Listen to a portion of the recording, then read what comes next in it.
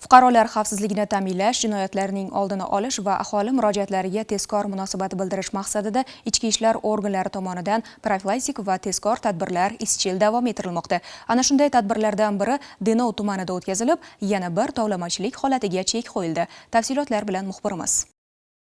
Respublika miqyosida o'tkazilayotgan xavfsiz va sog'lom yurt keng qamrovli tezkor profilaktik tadbirlari doirasida viloyat ichki ishlar organlari tomonidan jinoyatlarning oldini olish, fuqarolarning huquq va manfaatlarini himoya qilishga qaratilgan ishlar olib borilmoqda. Joriy yilning 24-iyul kuni viloyat ichki ishlar boshqarmasi hamda Denov tumani ichki ishlar boshqarmasi tezkor qidiruv xizmati xodimlari tomonidan olingan tezkor ma'lumot asosida tadbir o'tkazildi. Ma'lum bo'lishicha, Denov tumanida yashovchi fuqaro ichki ishlar organlariga murojaat qilib, tanishi undan avval amalga oshirgan xarajatlarini bahona qilib 8.500.000 so'm pul talab qilayotganini bildirgan. Shuningdek, talab qilingan mablag'ni bermasa, uning shaxsiy foto va videolarini ijtimoiy tarmoqlarda tarqatish bilan tahdid qilayotganini ma'lum qilgan. O'tkazilgan tezkor tadbir davomida gumonlanuvchi talab qilingan pulning 3 million so'm qismini olayotgan vaqtida ashyoviy dalillar bilan qo'lga olindi. Holat yuzasidan Denov tumani ichki ishlar boshqarmasi huzuridagi tergov bo'linmasi tomonidan gumonlanuvchiga nisbatan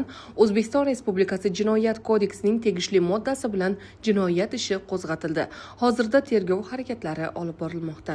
Huquqni muhofaza qiluvchi organlar tomonidan bunday holatlarning oldini olish va fuqarolarning qonuniy manfaatlarini himoya qilishga qaratilgan chora-tadbirlar davom ettirilmoqda.